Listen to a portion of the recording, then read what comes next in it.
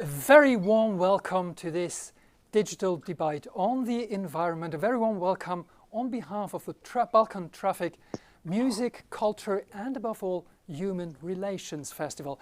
My name is Olaf Bruns and I'm going to guide you through this next 45 minutes. Now initially these debates were planned as on-stage debates in a very prestigious cinema here in Brussels. So I guess you will have to make a little bit of an effort of imagination to imagine like this red carpet behind me and the stucco. Now here is everything a little bit more austere, of course. We had to move everything online, of course, because of the coronavirus situation. Now you're all glued to your screens, but the one thing that hasn't changed is that these debates are not aimed to be some kind of expert panels, but it's rather, of course, our participants, which I will introduce in a few minutes, are experts in their field, but it's about our aims. It's rather about bringing people together, sharing stories, listening to each other, and in the best case, participating in creating networks. Now,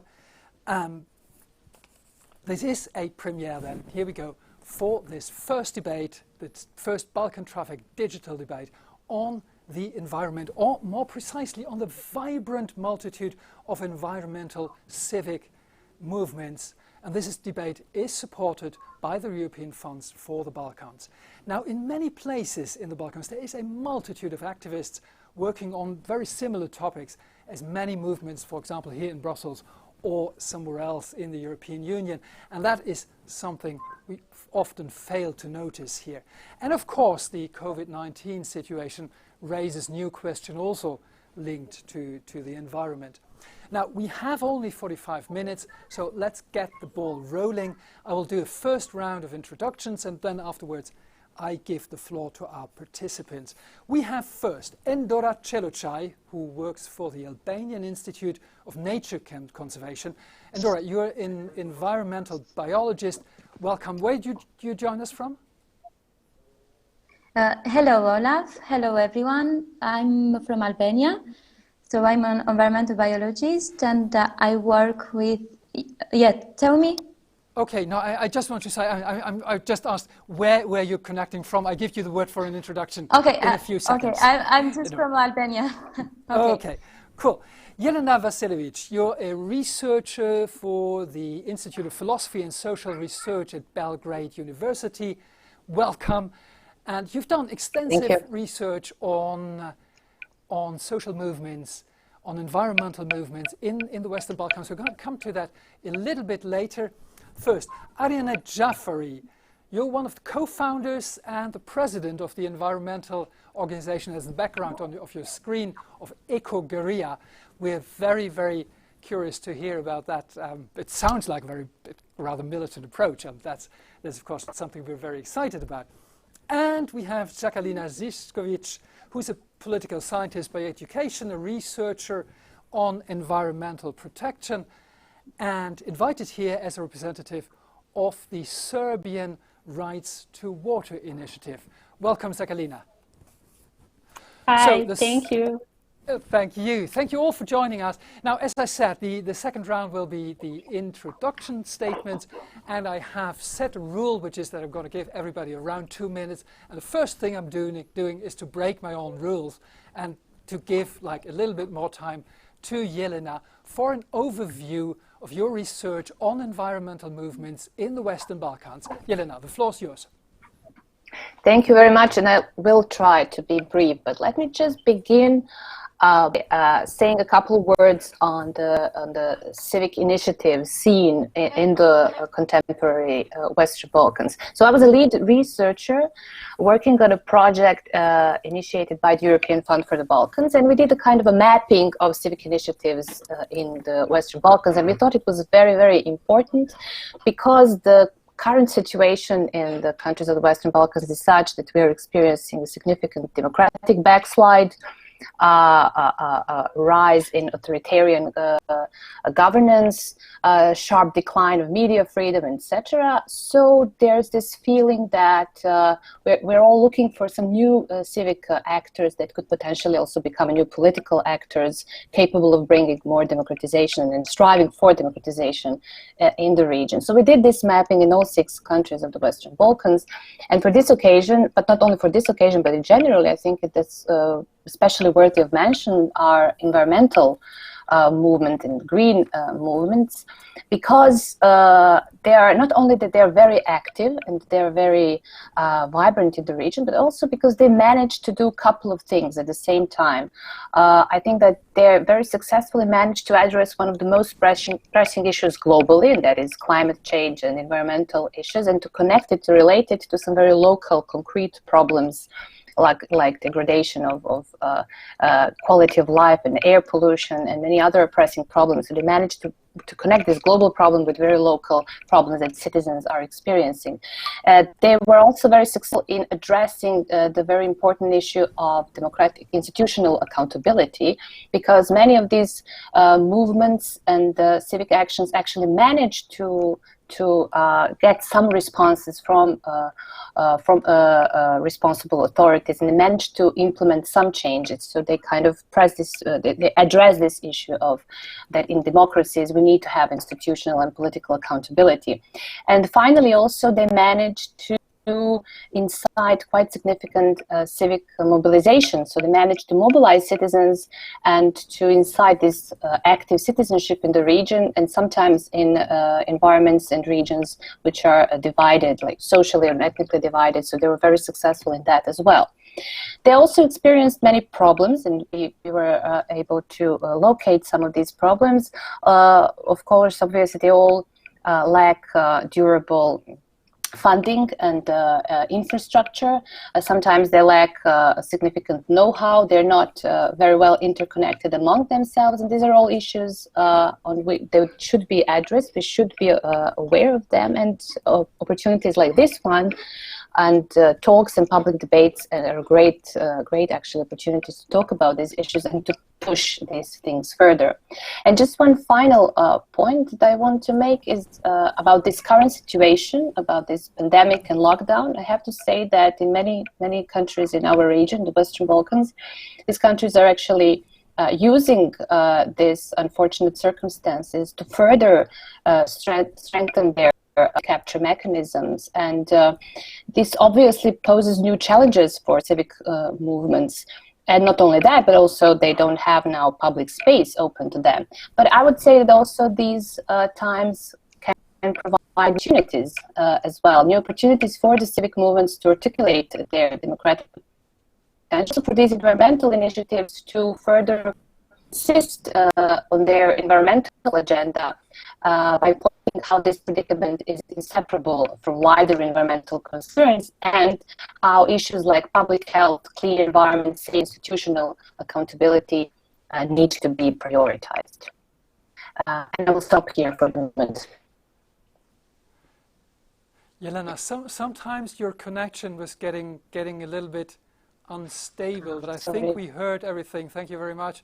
And I just pass the word to Endora. Do you find yourself back in this description Jelena just gave us? Yeah, mostly of the things that Jelena just said is quite similar in what's happening in Albania also, because you know that even Albania as a Balkan country is facing a lot of environmental problems, even though we have a great natural resources, and let's say that being part of these events or to work together, we can try to raise our voice and to touch people's minds to come in our cause and to try to raise awareness in nature protection and to participate in advocacy and lobbying processes for a cleaner living environment. So it's probably the same. So, Endora, may I just ask you a follow-up question already? What are you busy with at the Albanian Institute for Nature Conservation? What's your topics? What you're working on? Currently I'm a biologist that works in Institute for Nature Conservation in Albania, which is an NGO. It was established in 2000, but we work more, we are focused more in nature protection and biodiversity. When I say biodiversity, I say that we include here ecosystems, we include here trees, when we have plants and animals that needs to be protected. And so we protect those areas that we call protected areas, and to bring together the local communities that lives nearby these areas, and they need to live in harmony with nature in this case. So we do a lot of work also with environmental education, because we want to bring people together and to know that small actions, when they are combined together, that they can play a big role in protecting the planet.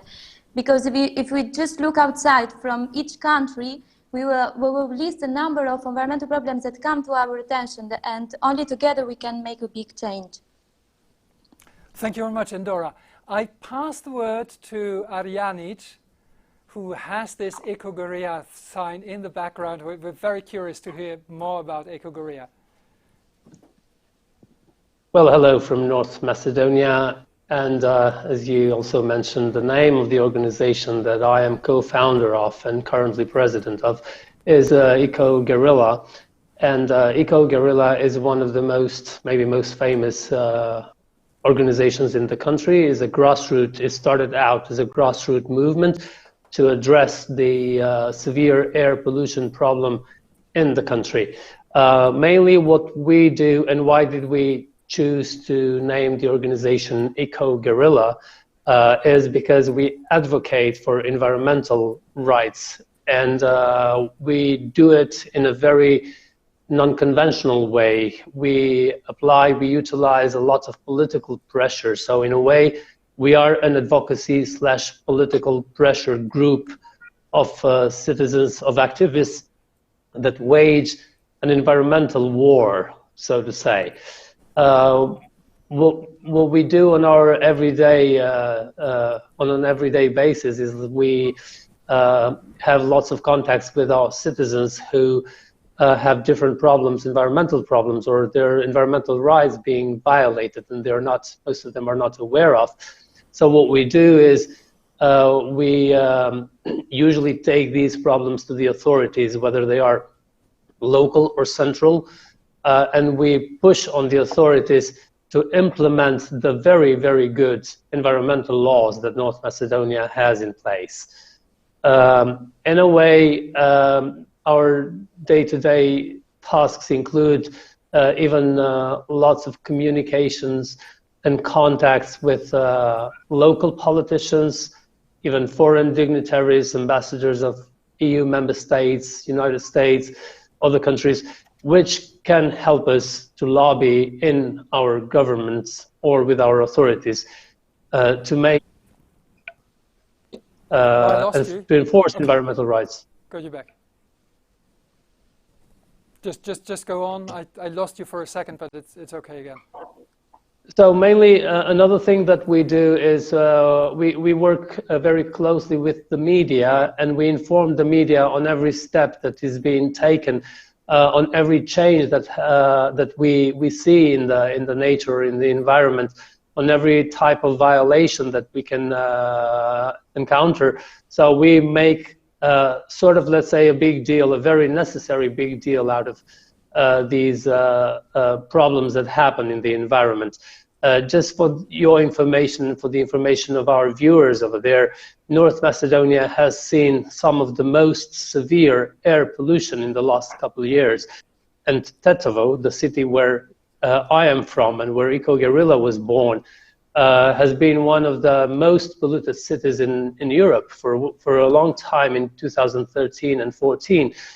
And that was because of a factory, ferroalloy metal industry factory that was working without any ecological filters. So throughout all the pressure... Arianit, let me just introduce you. Arianit, can you hear me? I would just like to introduce you there, and you keep it there, because you just said a very important key word, which is air pollution. And air pollution is, of course, as we all know, related to respiratory diseases, and that is related to the COVID-19 situation. So that is, I think, something we're going to debate a little bit further in a few seconds. Let me just give the word also to Jacqueline, who joins us from Belgrade. Was that right?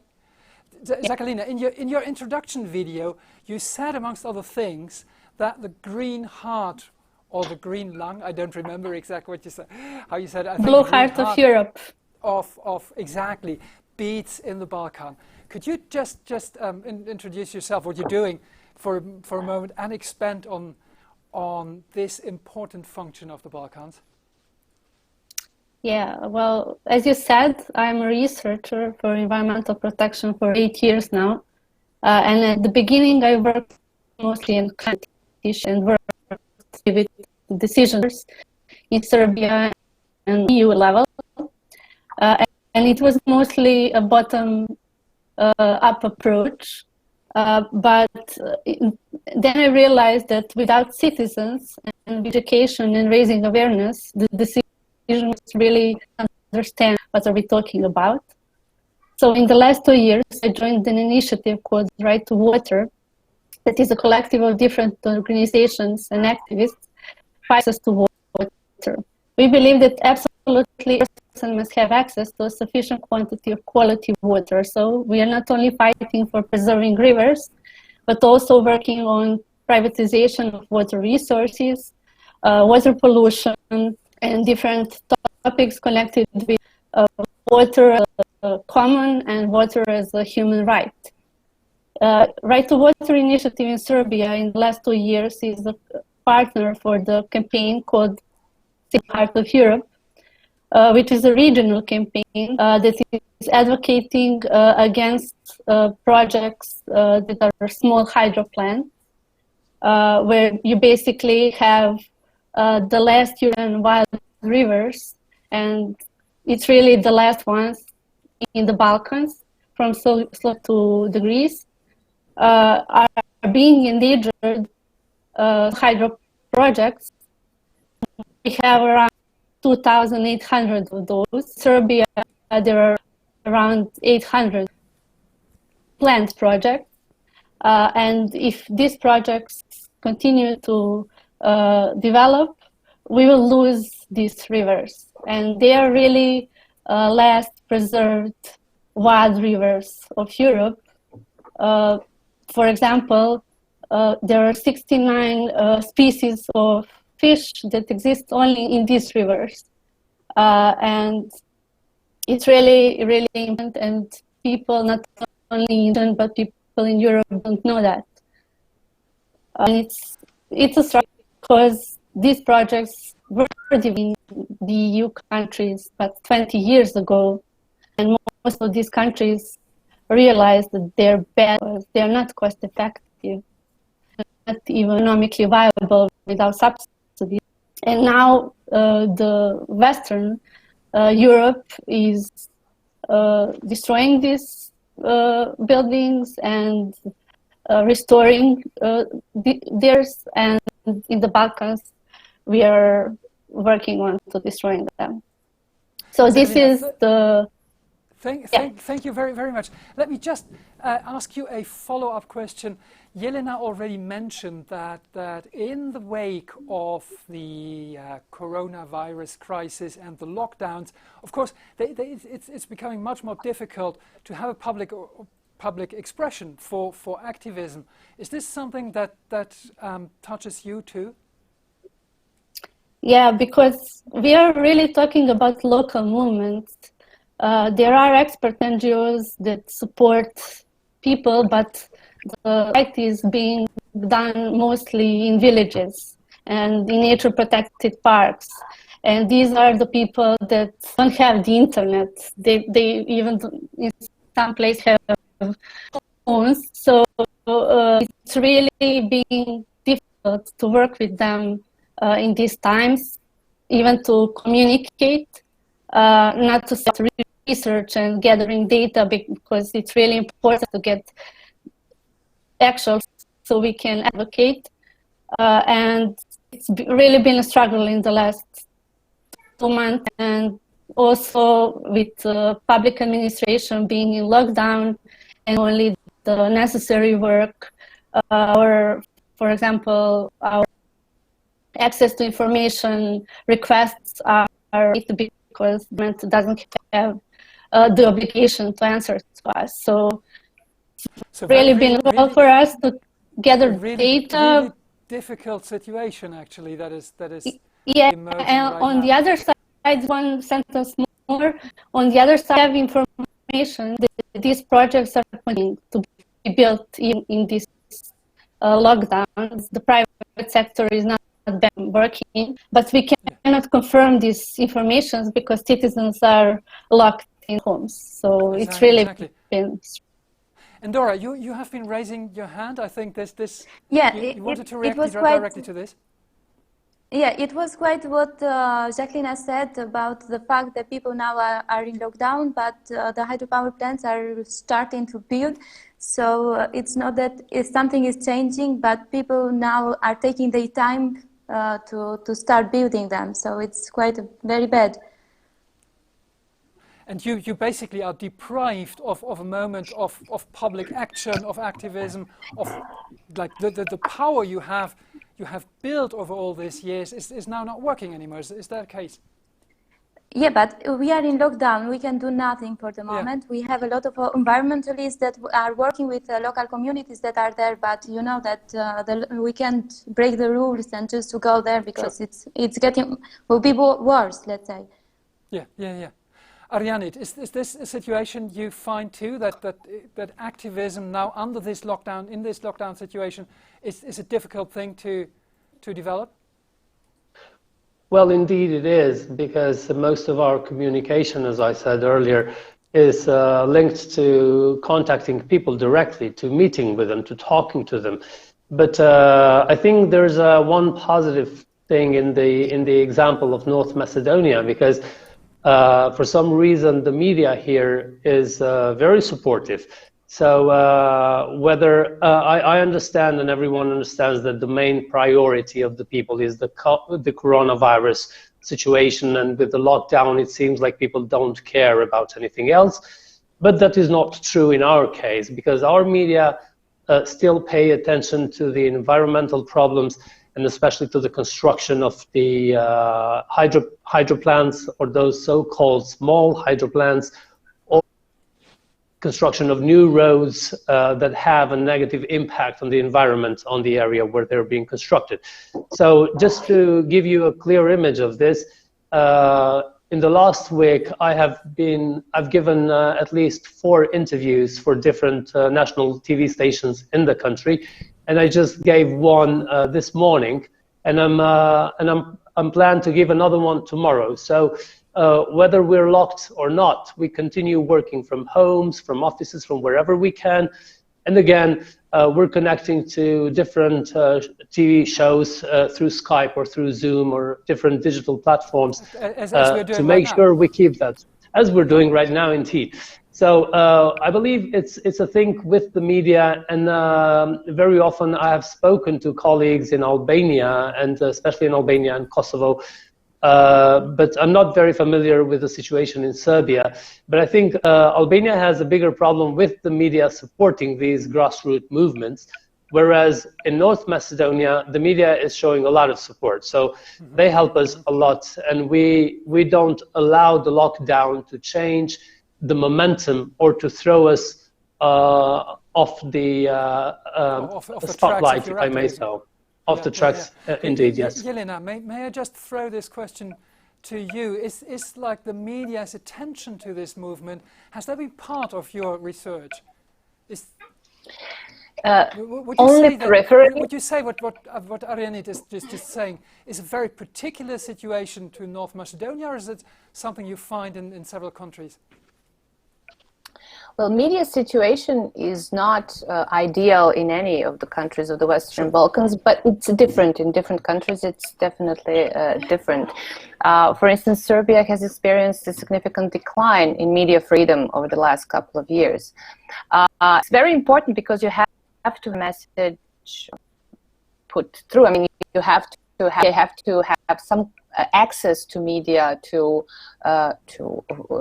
be active, and to, especially today when, as Arianit and others said, people are mostly concerned with the COVID-19, and they have their fears and anxieties, and the environmental issues are not priority at the moment. But it's also true, as Arianit said, people still are interested in other topics and subjects, but you need to have media supporting those who are willing to talk and write about it. So when it comes to media, I think it's a very important thing. It's very important that that activists have access to media, that you have media who are supporting of the activist cause, but it's a two-way street. So you also need to build, I believe that we need to build some capacities of movements and activists themselves, but also we need to work a lot in the media sector in itself as well. Thank you very much, Jelena. And Dora, you raised your finger. I think you have a quick reaction on the media situation in Albania. It's what Arianit said, because I know that Arianit has a very good relationship with the media, but the challenge that we are facing in Albania is just that, the public awareness, because the public opinion is formed by every kind of media that is guided by other forces, but instead of going directly to the pollutants or that can cause air, soil or water pollution. So we don't have this good relationship with media, and when we ask for media, they just want to get some money, and only like this they will show what we need. So there are really clear differences. How's that situation for you, Jacqueline? Yeah, well, it's mixed. Honestly, there are media that follow mental issues very closely and try to be objective, but it's mostly the extreme situations and stuff that is really of great interest. But honestly, say that on the other side, we have governmental instrumental media that us often and cause us foreign payment activists. It happens that we were accused that we are working against the national interest because investors are from mostly, and so we are impeding. May I just interrupt you? You are working for the protection of the very environment of your country, and you're accused to work against the national interest. Is that's something you're hearing? Yeah, it happened to us, and it's mostly from governmental instrumental media. It's not it's not national TV and it's not serious media, but these titles also have a great reach and people read them, and it's pleasant when you're activist and fighting for environment and for your national resources and being accused of betraying national interest. But for us, what we see that gives results is using social media and reaching to the people directly. And like people from Stara Planina that are fighting for their viewers, they're doing job and building a really good community. They have a Facebook group with 9,000 people, and it's an example how people organize themselves and this topic that in the focus of broader public. And now I guess almost all people in Serbia know about the problem of small hydro. In January 2019, we had a protest in Belgrade with 3,000, which is great. Having this number of people protesting, it never happened before. And it also inspired other movements, like we have also Friday for Future activism, and kids are protesting for climate, and we have this huge movement against air pollution in Belgrade and in Serbia. So I guess I can, in my 8-year experience, that in the last 2 years, the environmental movement really started to wake up in Serbia, and it's maybe most vibrant, not only for environment, but also because environmental environmental problems are also connected with poverty, people losing their jobs, especially people in rural areas, where when you take them water, they don't have any means to be in agriculture or have the green economy. So I'm really positive because I feel that citizens are starting to organize themselves. But as Jelena said, now we really need to work with them, to give them tools, to give them knowledge on how to advocate and how to raise facts, how to work with experts. Jacqueline, we come back on that. We come back on that a little bit later in the little time we still have. I just want to check, you also mentioned now air pollution, and Ariane has spoken about it earlier on, and air pollution is of course linked to respiratory diseases. It is also proven that air pollution in all parts of the globe hits mostly poor communities, and who says respiratory diseases of course has more exposure to the risks of the COVID-19 situation. Isn't this current situation giving you even much more arguments, Ariane? Well, indeed it does, and we use this momentum to push even harder and further with the authorities, you know, because as BBC announced a couple of days ago, air pollution, at least 2 studies proved that air pollution raises the risk of deaths from COVID-19. But again, we're also expanding the story a bit further, because we believe with the change with the climate change, with the global warming, with everything that is going on currently, we are creating a very safe environment for the viruses to spread, not for the people to live. So we are creating a climate where viruses will spread easier and further and harder. And we're so worried about what might be true. We haven't been able to prove it. There's a need for scientific research to prove this. But obviously, there are suspicions that with the climate change and with the weather changing in Europe, long gone viruses, long disappeared viruses will come back, such as maybe diseases or viruses that have been more common with the Southeast Asia or Africa.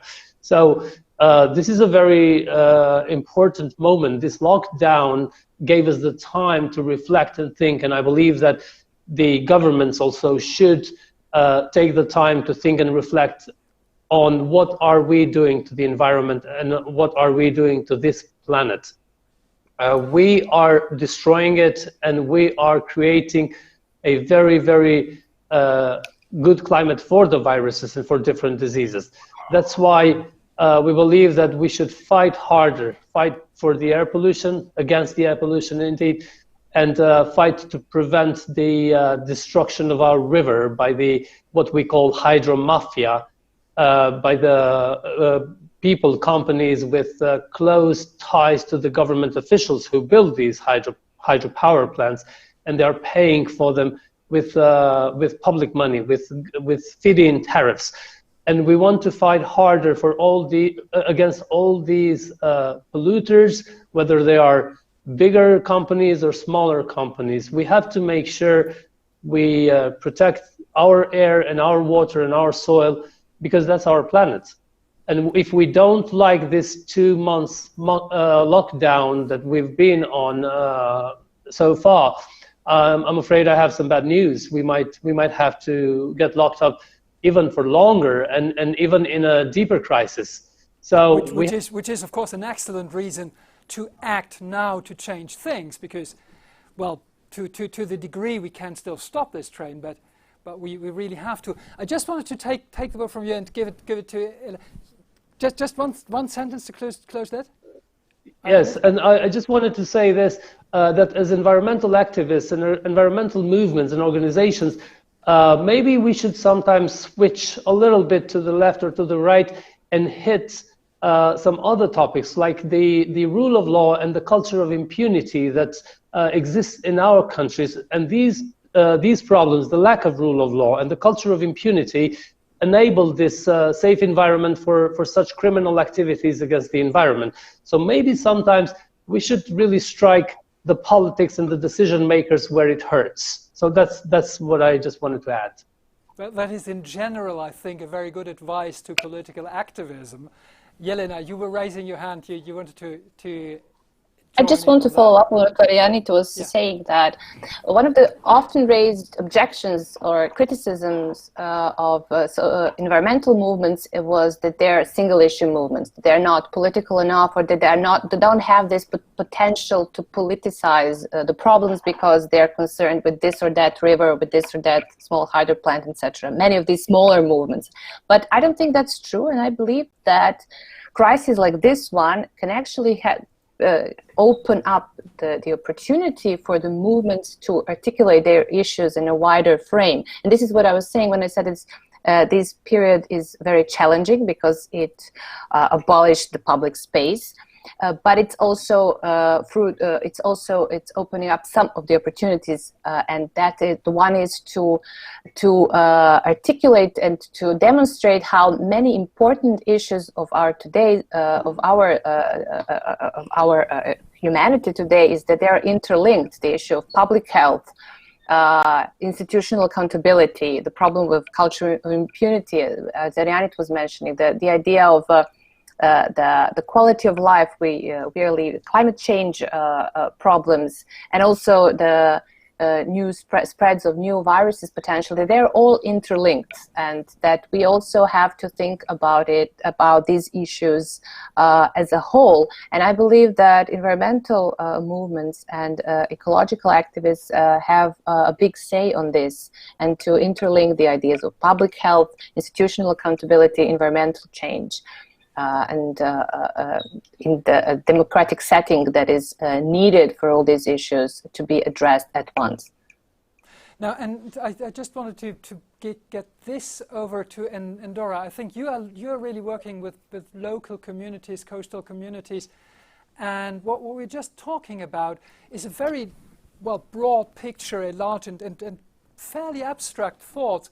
How do you communicate all these links to local communities? Since they are local community, you have to use a very simple language, because you have to be like them. You have to know their needs. You have to ask how they live, or how they are starting to take from nature or to take from environment, and how they connect with her. So local communities, usually they are those people who don't know about the media, don't know about other problems, they just know their own problems. And we have to do it, to educate them about some other issues, so they can know they have the force to do and to make changes. And this is quite hard sometimes, because they just want to know about their needs, but we are working a lot, and we have their hand in our, let's say, in our cause. And Dora, I just have another question for you, because you said in your introduction video earlier that there is also a link, and we're of course interested to that, because this is a culture and arts and human connection festival, Balkan Trafik. We're linked. We're interested in that, and you spoke about the link of art and music to your work with local communities. Could you just expand on that a little bit? Yeah, because when we do environmental education, we do a lot of activities to raise awareness of the local community, and not only. And how do we do this awareness? And we bring together the culture, the traditional songs, the traditional dance, and we just are always together in one place, and we talk about nature, we talk about the culture, we talk about everything that is connected with each other. Because you know that sometimes some people, they get the muse from the nature, because they sing to the nature, they come with these dances that come from the nature. So everything is connected, and these activities can bring in mind that people comes from the nature, and the nature is always connected with everything we do in our daily life. Dora, thank you very, very much. Now, time is running short. I just wanted to do a last round, very short answers on what you think in this given situation now is the most pressing issue you really think, just as that word that we carry on from this debate, the one issue we need to work on now. Zakhalina. Well, I think cooperation and solidarity, because this is really global and pandemic, like global crisis, and it asks from us to be solidar, to support our elderly people, to support people who are in category. With environment, it's the same. Working for years now for solidarity with nature, with people who are losing their resource, like water is a resource that we cannot have life without. So for me, it's like connecting and building a community and building spirit of solidarity with all the people and with all species that are endangered. Zakhalina, thank you very, very much. Arianit, the one topic you would really say this is on top of the agenda now? Well, since we're locked down, we have to keep both eyes wide open, not just one eye open, just both eyes wide open, and make sure that whatever they're doing is done by the law. I understand some countries have declared state of emergency, which gives the governments extra powers, the power of the law. But we have to make sure they're not being abused, especially in construction of hydro plants and destruction of nature. So I think we should beware and watch out from these kind of frauds that might happen, this kind of tactics that the hydro mafia and their friends in the governments use. Thank you very much, Arianit. Jelena, what's on top of your agenda right now? To articulate concrete political solutions to obstacles preventing us for creating more solidary societies. Thank you very much, Jelena.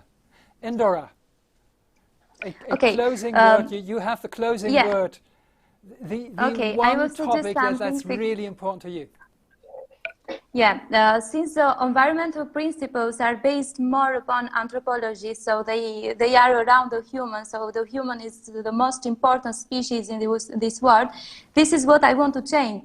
I want to convince a government to adopt transformation from human-centric to eco-centric, so we can know that we are part of nature, not nature is part of us. Nature can flourish even if we are in a lockdown. And Dora, thank you very much. I think that was a very, very good call from this debate to switch from a human-centric to an eco-centric approach. And everything we're doing, and that is of course also culture, is this kind of festivals. Thank you very much, all four of you. And well, thanks for your thoughts. Thanks for your activism. We here from Brussels, we only can address you the best wishes and really keep on the good fight. Thank you very much for all of you who have been watching at home, of course. This was the first debate of the Balkan Digital Debates series, of Balkan Trafik Digital Debates, supported by the European funds for the Balkans. But it's not all over now. The Balkan Trafik Festival is online from today to Sunday.